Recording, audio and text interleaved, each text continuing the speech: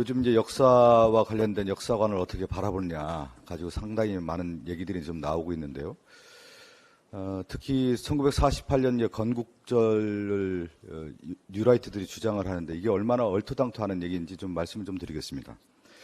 미국의 독립기념일이 1776년 7월 4일입니다. 독립선언문을 발표를 하면서 미국이 독립전쟁을 계속 이어가죠. 그래서 이게 실질적으로 1783년에 파리 조약으로 이제 종전됐습니다. 그렇지만 영국이 지속적으로 미국을 지배를 해요. 특히 이제 미국 북서부 지역의 10여 개 요새에 계속 군대를 주둔하고 영국군이 미국인을 징병을 계속합니다.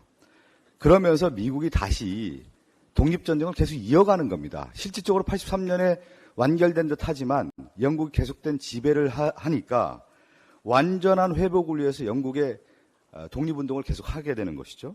그래서 미국이 계속 군사 충돌을 하게 되고 영국에 이제 재협상을 하면서 1796년에 런던 조약을 체결하게 됩니다.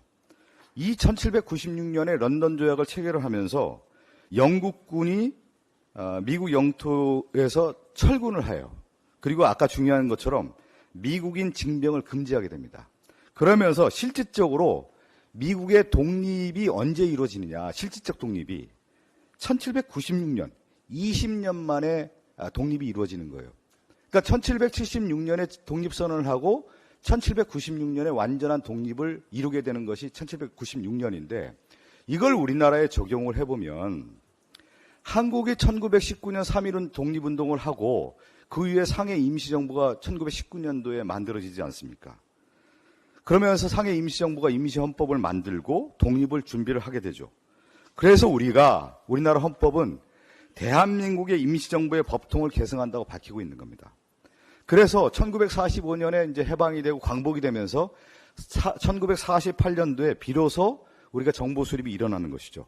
그러니까 1919년도에 상해 임시정부에서 1948년도에 정부 수립 29년이라고 하는 과정은 미국의 독립선언하고 나서 완전한 독립이 이루어지는 20년의 국가 건설 과정과 우리나라 상해 임시정부에서부터 48년에 29년이라고 하는 것은 같은 맥락이라는 거예요.